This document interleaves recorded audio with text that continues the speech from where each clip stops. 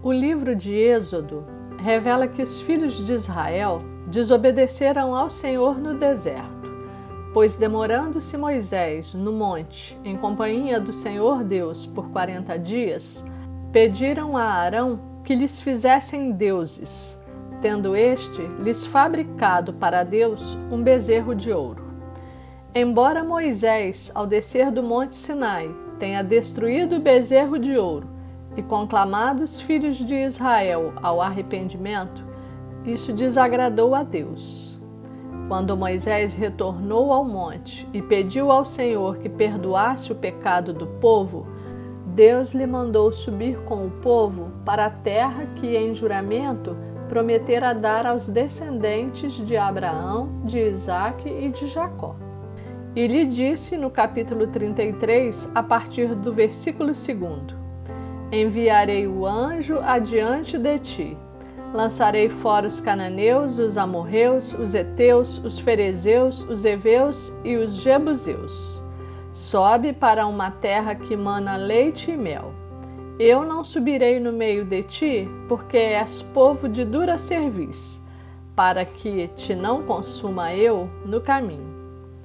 Moisés questionou o Senhor sobre essa decisão, dizendo-lhe: Embora o Senhor diga que me conhece pelo nome e que eu achei graça aos teus olhos, manda que eu faça subir este povo, mas não me diz quem hás de enviar comigo. E roga que o Senhor lhe faça saber naquele momento o caminho do Senhor. Ao final, Moisés disse ao Senhor: E considera que esta nação é teu povo. O Senhor respondeu então a Moisés: A minha presença irá contigo, e eu te darei descanso. Moisés era servo do Senhor e tinha intimidade com ele. Quando entrava na tenda da congregação, uma coluna de nuvem descia e se colocava à porta da tenda. E envolto em nuvem, para que Moisés não visse o seu rosto e viesse a morrer, o Senhor manifestava a sua glória e falava com ele frente a frente, como se fala com um amigo, tal qual escrito nos versículos 9 ao 11. O capítulo 34 revela que quando Moisés descia do monte, logo após o encontro com o Senhor, a pele de seu rosto resplandecia a glória do Senhor, e que os filhos de Israel temiam chegar-se até ele. E que Moisés colocava um véu sobre o rosto e somente o removia quando estava perante o Senhor para falar-lhe, para que o povo não visse que o brilho da glória de Deus ia se desvanecendo.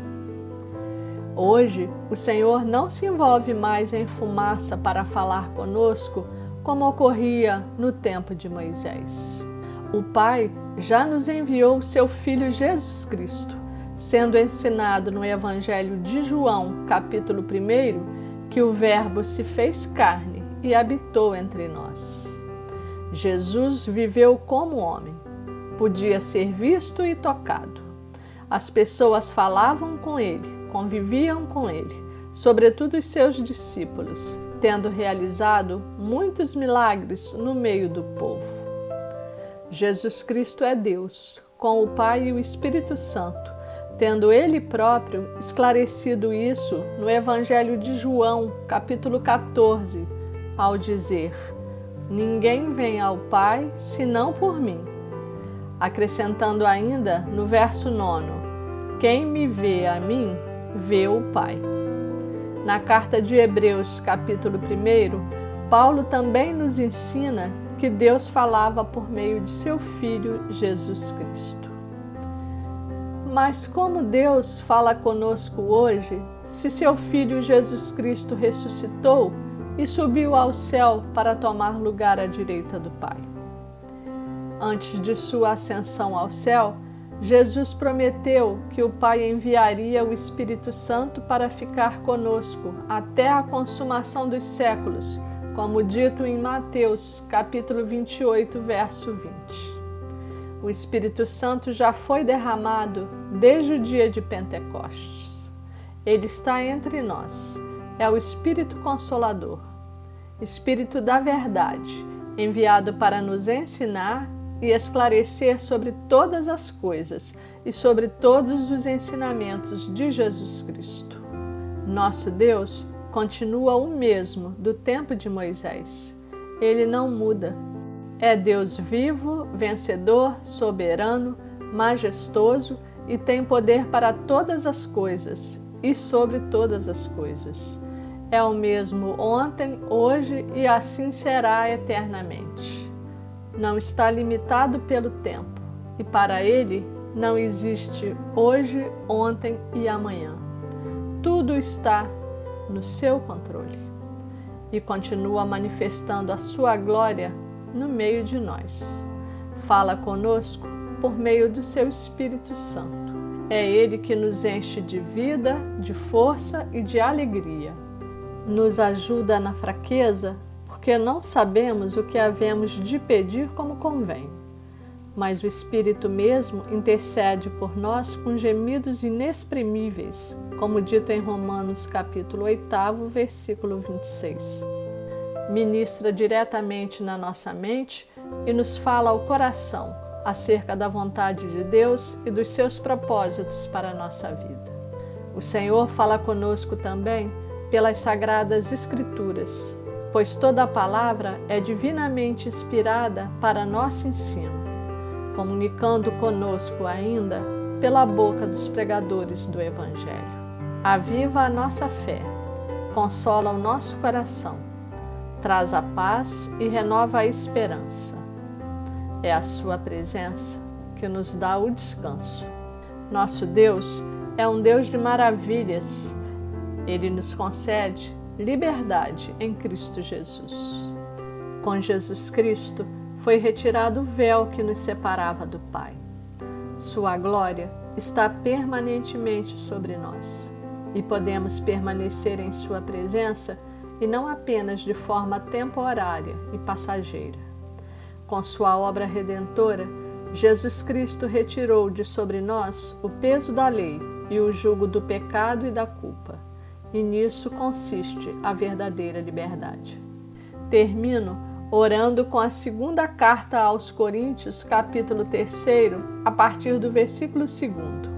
Vós sois a nossa carta, escrita em nosso coração, conhecida e lida por todos os homens, estando já manifestos como carta de Cristo, produzida pelo nosso ministério, escrita não com tinta, mas pelo Espírito do Deus vivente, não em tábuas de pedra, mas em tábuas de carne, isto é, nos nossos corações. E é por intermédio de Cristo que temos tal confiança em Deus. Não que por nós mesmos sejamos capazes de pensar alguma coisa como se partisse de nós. Pelo contrário, a nossa suficiência vem de Deus, o qual nos habilitou para sermos ministros de uma nova aliança, não da letra, mas do Espírito, porque a letra mata, mas o Espírito vivifica.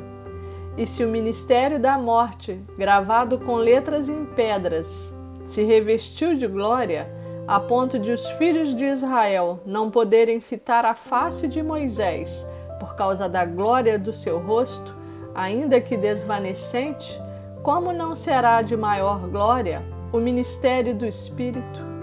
Porque se o ministério da condenação foi glória, em muito maior proporção será glorioso o ministério da justiça.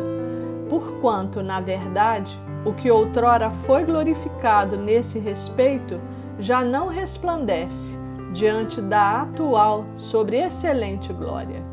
Porque, se o que se desvanecia teve sua glória, muito mais glória tem o que é permanente. Tendo, pois, tal esperança, servimo-nos de muita ousadia no falar, e não somos como Moisés, que punha véu sobre a face, para que os filhos de Israel não atentassem na terminação do que se desvanecia. Mas os sentidos deles se embotaram, pois até ao dia de hoje, quando fazem a leitura da antiga aliança, o mesmo véu permanece, não lhes sendo revelado que em Cristo é removido. Mas até hoje, quando é lido Moisés, o véu está posto sobre o coração deles.